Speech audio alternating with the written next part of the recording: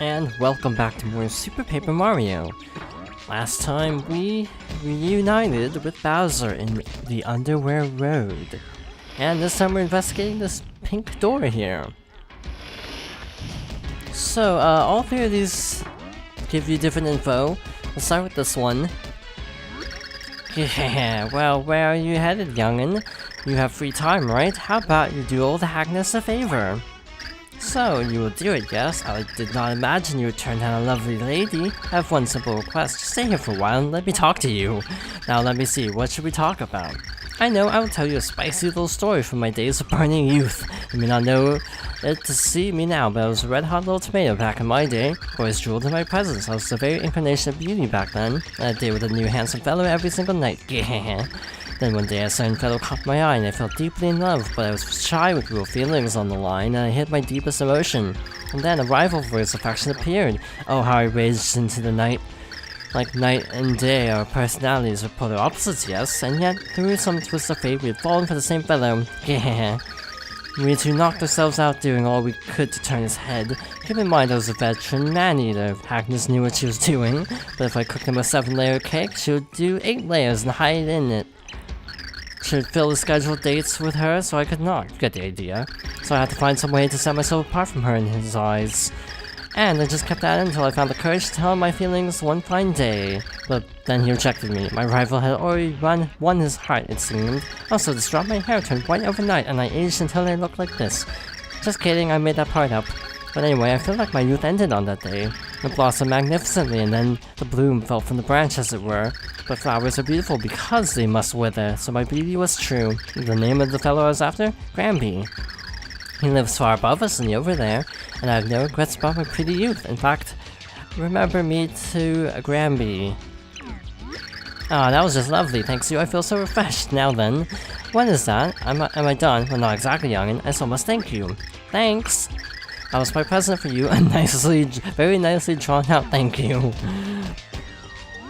And where are you headed? Young man, Hagler wants to know. You seek what? A puny heart? I know that's not what it is, but it sounds serious. Yes, and I hate to be a bother, but I have a small problem. You see, and listen carefully here, there's a show I really want to watch on Undervision tomorrow night. So I set my recorder to tape it automatically so I would not forget, yes? It has to be high quality, too, not that quick stuff. Such awful image quality. In any case, I must be sure the Bone Ball game didn't go into extras and delay it. I asked the D-Man to check on the recording. Could you ask him about the game for me? We're actually not going to do this side quest, because this just gives you a hint. And youngsters these days don't respect their elders. No, they don't. Why, back in my day, we used to do nice things for the elderly, yes? When the times changed so, this younger generation, such entitled brats. You know what I blame? The sound in your telephone devices. Everything is too convenient. In my day, we had to work hard all the time, yes, rain or shine. But do folks remember those days? No, they just flit about, going la-di-da-di-da. I want to go la-di-da too. It's unfair. I want to chill. I want to hang out. Now, what were we talking about? Oh yes, we were talking about how you're a shirker. Hit the road, you lazy boy. I think I will ask one of those nice shadies instead. This is the one we actually need to help. I'm Hagar, one of the ancient Sisters 3, the Underwear Crones.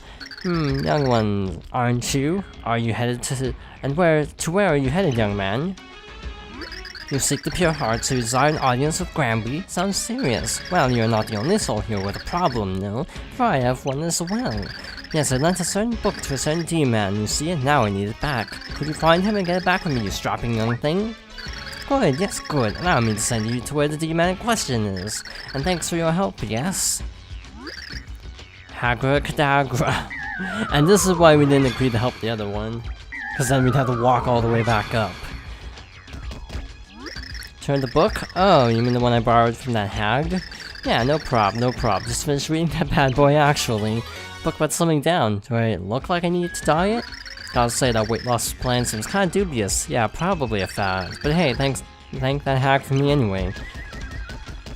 Basically, we get a hint from the other one.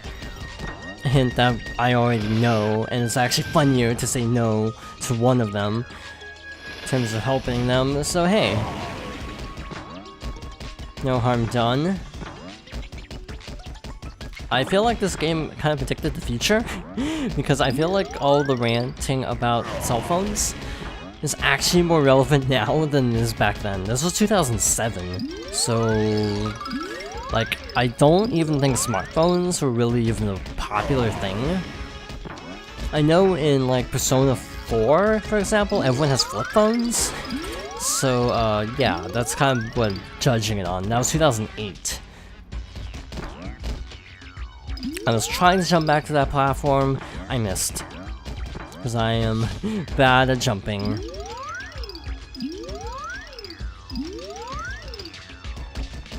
So yeah, I could actually use a heal. So I'm gonna actually try to grab this. That's a coin. That was not worth it at all. Oops. Yeah, we kind of have to stroll back now, so while we're doing this, I do kind of like how we do have a sort of sense of continuity with fights. Like, we fought multiple characters throughout this journey repeatedly. Like Bowser, we fought twice, but he has new moves every time. So it's not like, oh, we're doing the same fight over and over again.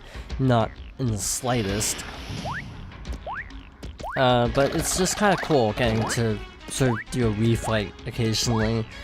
I know the old games would also do that, because you'd have Lord Crump show up a million times, and you'd have Junior Troopa show up a million times. So I like how that's still a thing. I feel like Chunks is the best equivalent though, because we do fight him arguably more times, I think. We fight him in Chapter 5 twice, once in Chapter 2, and I feel like we fought him other times too. But I'm forgetting at the moment. But the sort of recurring rival kind of a thing, like Junior Troopas, just kind of a nice little detail. Anyway, we are now back with the diet book.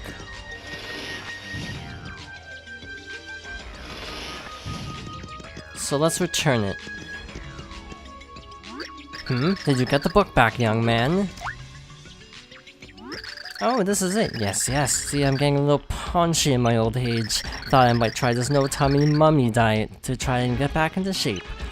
Thanks for getting this, yes. Let me give you this as thanks, Sonny. So this is the door key we need. Goodbye, young man. Again, I'll go over the hint that we get from the middle character in a moment. But it's for this next fight coming up soon-ish. And Love Bee takes off, as we have come to expect at this point. Doesn't seem to want to stick around us very much, seems. I miss Peach's ability to float. That would actually really help. Also, Luigi's slipperiness is actually taking a little bit of getting used to. Even though I know this is how Luigi usually plays, it's a little weird. There's an upper— oh, ow. Okay, forgot about the giant rolling thwomps. Probably should have tried to remember that. And back in darkness.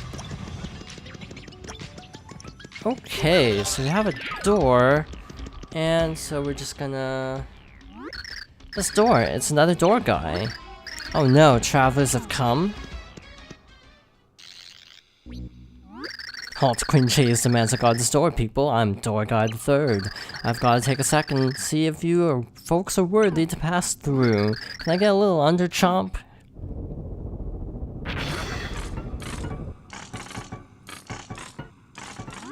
If you folks are worthy of passing through, you should be able to beat this guy. So if you want to head on through, you've got to fight. Ready? Go! Except we have a slightly unorthodox fight.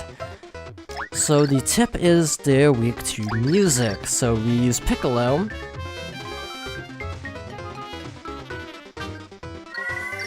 Piccolo plays a mysterious song.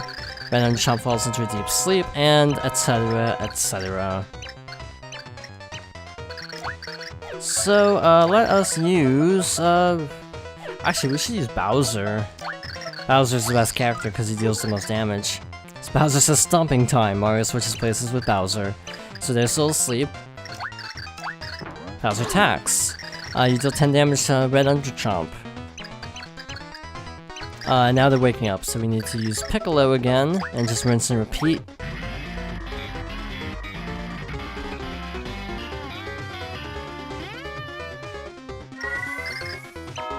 And they're back into a sleep.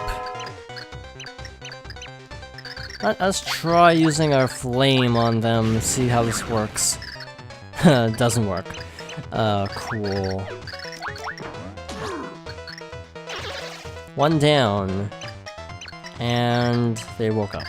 By the way, this is actually not easy if you don't have Piccolo, so this is why we did the side quest like 2 chapters ago, to make sure we'd be able to actually, you know, not die in this fight. Because that's very important, to not die in this fight. Especially when you haven't saved in a while, as is the case with me. And so on and so forth. So we woke up again. It takes about 2 turns to defeat them with Bowser, so we just need to do this one more time, one more cycle.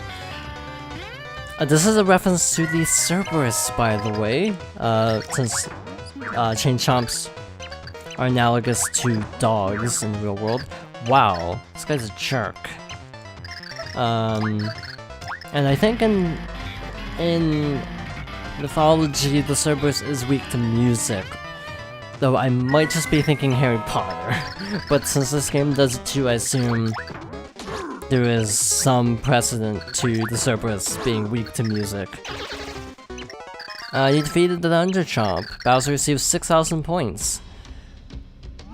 Hey, check you folks out. You beat the Underchomp. Good work. Head on in. And there you have it. That is the end of the road.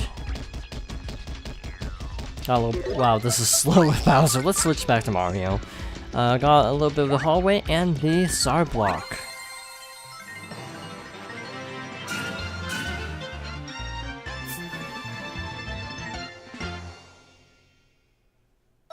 And with that, we have reached the end of Chapter 7-2. So thank you for watching, and I hope you join me next time for more Super Paper Mario.